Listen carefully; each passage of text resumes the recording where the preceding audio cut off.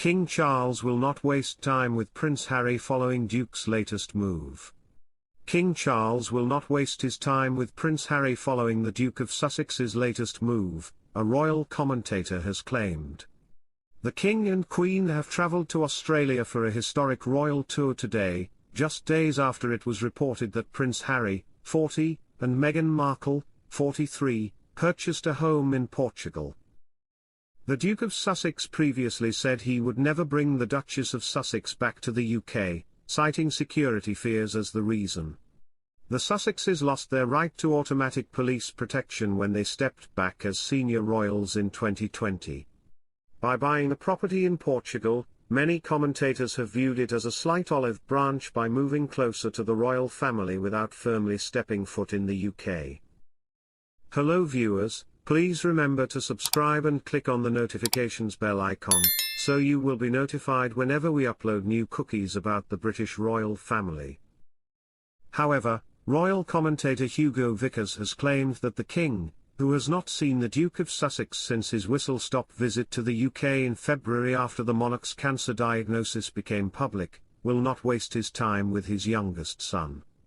He said, "We don't know to what extent there is any sort of relationship between Harry and the King at the moment. I mean, the King's got a lot of things to get on with. Apart from getting well, he's got his big tour to Australia." The monarch and his wife, Queen Camilla, arrived in Sydney, Australia earlier today for the start of their South Pacific tour, which will later see them fly to Samoa. The King, who was diagnosed with cancer in February, is understood to have paused his cancer treatment for the duration of the trip. However, he has brought 2 doctors with him for the journey. Vickers continued to tell The Sun, "He's got all the things that kings have to do, and I suspect the message we're getting is that Harry just needs to sort himself out. I mean, the King's not going to waste much time concerning himself with his issues. But he's left the door wide open for him should Harry ever wish to return." The father of 2 left the UK in 2020 with his wife and later settled in Montecito, California. The Sussexes now live in Santa Barbara with their 2 children, Prince Archie, 5, and Princess Lilibet, 3. King Charles to be overthrown as monarchies hold weakens and China is ready to pounce.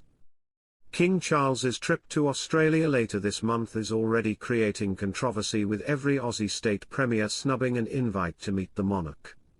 And the issue of reparations related to the slave trade will be raised at a summit of Commonwealth countries in Samoa. Caribbean leaders are expected to demand £200 billion from the UK for its part in the transatlantic slave trade. And another new headache could also emerge with the influence of China increasing in one Commonwealth realm. Charles remains head of state in the Solomon Islands, a group of islands to the east of Papua New Guinea. Earlier this year, the pro-Chinese Jeremiah Manele became Prime Minister of the nation. But ties with Beijing were already close, with the Solomons cutting diplomatic relations with Taiwan in favor of China. The 2 nations agreed a security pact in 2023, although its contents are a closely guarded secret. The agreement is seen as a major dent in the US's influence in the Pacific. Leaked excerpts from the deal show the Solomons can ask for Chinese assistance, including police and armed forces, while for China, it offers military and economic benefits while breaking the maritime encirclement in the Indo-Pacific. Manele met Chinese leader Xi Jinping in Beijing during the summer, and it has led to speculation the Solomons could ditch the monarchy in favor of increased Chinese influence. Recent polling suggested Republican sentiment was stronger in the island chain than any other Commonwealth realm, the 14 countries where the British monarch remains the head of state.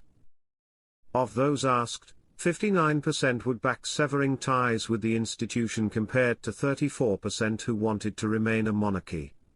It creates another potential headache for Charles, who is already facing a tough trip down under amid his ongoing treatment for cancer. King Charles and Queen Camilla touched down in Australia after grueling 24-hour journey. The King and Queen have arrived at Sydney Airport, where they received a warm welcome from officials despite the deluge of rain.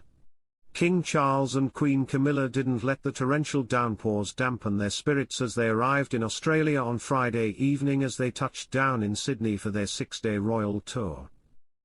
The 75-year-old monarch clutched an umbrella as he led the way down the airplane's steps in slippy conditions, turning to check his wife was okay, as she followed tentatively behind. Reassured that she was fine, he walked on to greet the Governor-General of the Commonwealth of Australia Sam Mostyn and her husband, Simeon Beckett. Just an hour before their plane touched down, the heavens opened, deluging the runway. The heavy downpours only just abated in time for their Majesties' arrival. The couple landed at 8:30 p.m. local time, 10:30 a.m. UK, on an Australian government plane, which they boarded in Singapore after they flew there commercially. Camilla's stunning royal blue silk crepe dress by Fiona Clare was still visible through her clear umbrella, and she wore a sentimental brooch, the Australian wattle brooch, a gift from the Australian people to the late Queen Elizabeth. Before departure, Camilla, 77, made a young boy's wish come true today as he had the honour of gifting a posy to the Queen. KY, 12, who had a serious bloody condition, was joined by his sister at the end of the welcoming line. The youngster has severe aplastic anemia, and his wish to meet the King and Queen was granted by the Make-A-Wish Foundation, a charity that helps fulfill the wishes of seriously ill children. A number of key federal and state representatives also formed the official welcome party at Sydney Airport, including Prime Minister Anthony Albanese, and his fiancée Jodie Hayden. Queen Camilla and King Charles then travelled some 17 miles to Admiralty House, where they enjoyed a cup of tea with the Prime Minister and his partner. The lighting up of the iconic Sydney Opera House didn't quite go to plan, however, as the torrential downpours delayed the departure of a Cunard cruise ship docked in the way of the projector. King Charles in tears in first post-summer outing a day before late Queen's anniversary. The late Queen Elizabeth II regularly attended the Braemar gathering.